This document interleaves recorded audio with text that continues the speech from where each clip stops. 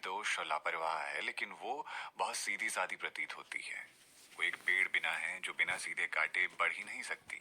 वो एक उपयोगी व्यक्ति नहीं हो सकती। अगर वो उचित अनुशासन नहीं रखेगी तो समझ गए ना आप। इसका मतलब था कि उसके पास अनुशासन की कमी थी और प्रधानमंत्री जी ने इसे स्पष्ट रूप से समझा। उन्हें थोड़ा बुरा लगा और जल्दी ही अपनी बेटी को फिर से धन्यवाद देने के लिए उन्होंने नीचे की ओर खींच लिया।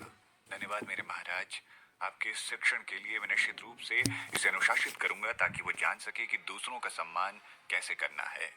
वो छोटा संकट समाप्त हो गया था। कोमल देवी ने अब कोई और परेशानी पैदा करने की हिम्मत नहीं की। इसी बीच दूसरी महिलाओं को पता चल गया था कि सम्राट वास्तव में शिरीन का समर्थन कर रहे थे। हालांकि उन्हें अनुचित लगा और उन्होंने कुछ और कहने की हिम्मत नहीं की। बादशाह ने शिरीन को देखा। शिरीन, आप काले जंगल में प्रवेश करने जा रही हैं, तो आपकी तैयारी कैसी है? महामहिम, आपकी चिंता के लिए धन्यवाद, मैंने तैयारी पूरी कर ली है। ओह, ये तो बहुत अच्छा है। अब आपकी आध्यात्मिक शक्ति किस स्तर की है? महामहिम, वो चौथे स्तर की है। लोग पूरी तरह से हैरान थे। आधे साल में 2 स्तर बढ़ गए। क्या वो मजाक कर रही थी?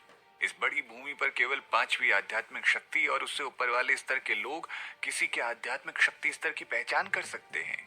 जब वो उसे पाए तो केवल वो लोग जो महल मालिक के जितने अच्छे थे, केवल वो एक ही नजर में किसी की आध्यात्मिक शक्ति के स्तर की पहचान कर सकते थे।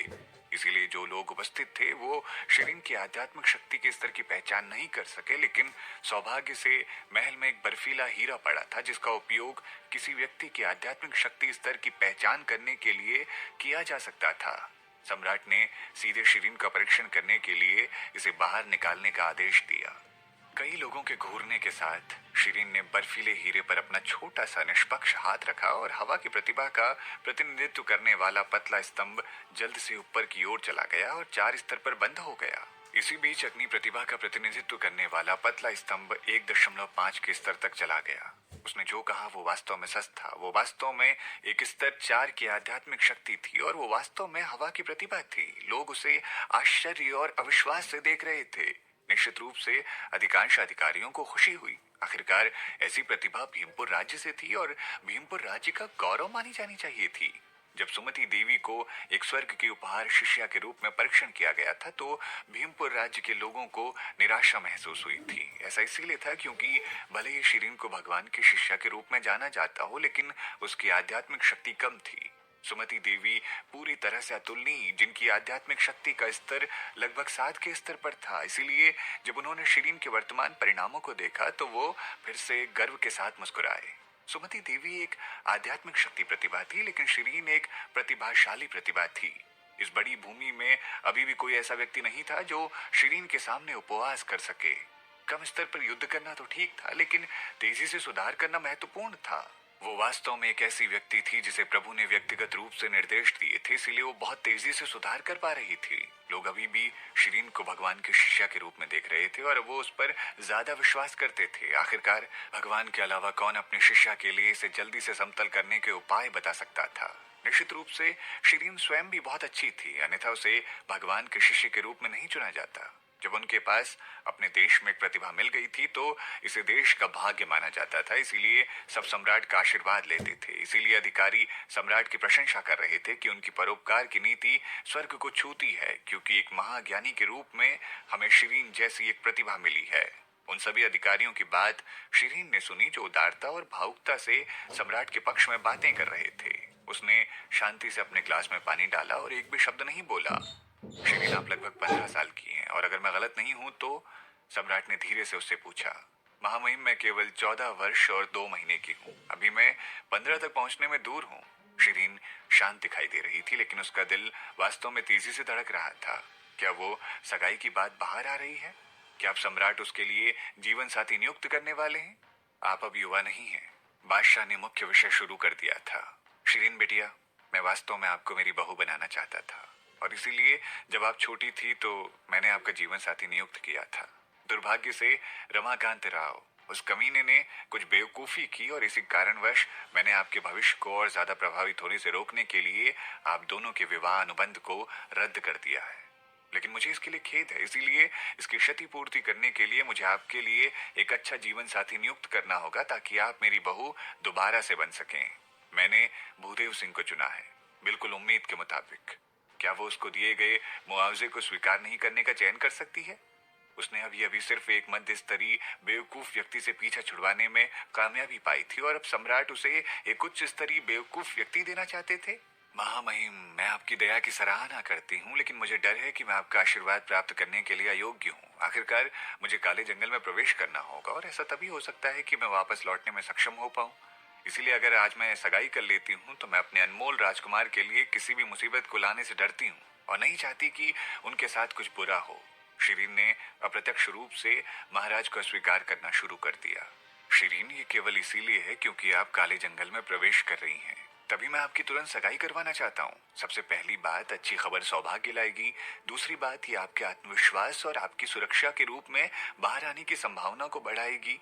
आखिर सम्मान रखने वाला व्यक्ति सुरक्षा के लिए अपनी क्षमता को अधिकतम कर लेता है। सम्राट ने घबराना शुरू कर दिया।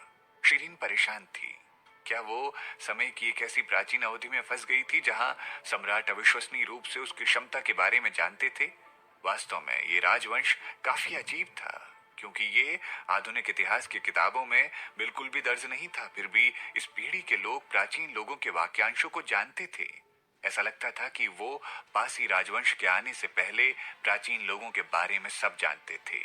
लेकिन पासी राजवंश के बाद ऐसा लगता है कि इतिहास को मोड़ दिया गया और ये राजवंश तो केवल कल्पना के रूप में प्रकट हुआ था, जो आधुनिक ज्ञान से नहीं जोड़ा जा सकता था, और वो अभी उभरा था। महामहिम, मैं अपने जीवन की सराहना करती हूँ और सगाई नहीं होने के बावजूद भी इसे आसानी से नहीं खोने दूंगी। मैं अपनी सारी ताकत के साथ बाहर आने की कोशिश करूंगी। शिरीन ने सम्राट को उनके इरादों के साथ आगे बढ़ने से रोकने के लिए काफी प्रयास किया था। सम्राट थोड़े उदास हो गए थे। शिरीन, क्या आप मेरे फरमान की अवज्ञा करने की कोशिश कर रही हैं? उनकी आवाज उदासीन हो गई। जब सम्राट क्रोधित होते थे तो लोगों की एक अज्ञात राशि को हटा दिया जाता था। इसीलिए भवन इतना शांत हो गया था कि कोई सुई भी गिरे तो सुना जा सकता था। एक शाही आदेश की अवज्ञा करना न केवल एक पूंजीगत अपराध माना जाता था, बल्कि इससे पूरे परिवार को भी पूरी तरह से निर्वासित किया जा सकता था। वजीर श्याम सिंह जवाब देने में शिरीन की मदद करने के लिए आगे आए। महामहिम जी, कृपया क्रोधित ना हो। शिरीन आपके फरमान की अवहेलना नहीं करेगी। ये बच्चा बस डरता है कि वो राजकुमार को परेशान कर रही होगी। यदि वो उसके साथ सगाई में बंध जाती है तो क्या इसे ऐसा नहीं सोचना चाहिए? काले जंगल से बाहर आने में सक्षम शिरीन पर महामहिम मेहरबान है। आपको अब दूसरे विचारों को परेशान नहीं करना चाहिए। जल्दी से अपनी प्रशंसा दिखाएं। शिरीन इस जमाने की इस प्रणाली से नाराज थी जहां सम्राट को अत्यधिक शक्ति मिली थी और सम्राट ने जो कुछ भी कहा वो आधिकारिक होता था। उनकी बातों को सभी अधिकारियों को स्वीकार करना होता था, वरना वो निष्पादित कर दिए जाते थे। हालांकि वो जानती थी कि अपनी मौजूदा क्षमता से वो परिस्थितियों को नहीं बदल सकती थी। हालांकि वो फरमान की अवज्ञा कर सकती थी और फिर भी बच सकती थी, लेकिन उसके परिवार और दोस्त परेशान होंगे। शिरीन, चलो हमारी योजना के अनुसार आगे बढ़ो। महादेव प्रताप सिंह की आवाज सीधे उसके कानों में आ गई। दृढ़ संकल्प के साथ शिरीन ने कहा, महामहिम, शिरीन आपकी दया के लिए धन्यवाद देती है। शिरीन आपकी बात सुनने के लिए तैयार है।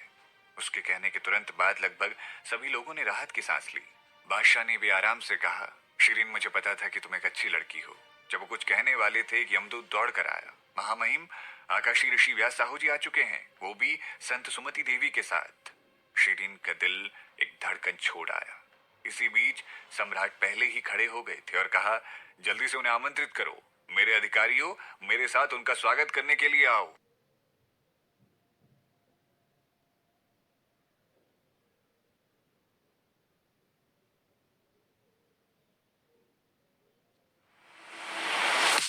Turned up, I'm so excited. Take a sip of the style, don't bite it. Move to the rhythm of the groove, don't fight it. Ignite it, I wanna shake it, shake it. I love the spotlight, but every time I'm stepping out, I get snapped on sight. It's like, spot it, got it. Yeah, here we go again. Looking like a 10, sugar candy cane. Can't wait to begin. Living on the edge, but we're spotted. Got it. Fast forward to a whole new world. Fast forward with a twist and twirl. Making moves anywhere we choose. Till we're spotted. I got it.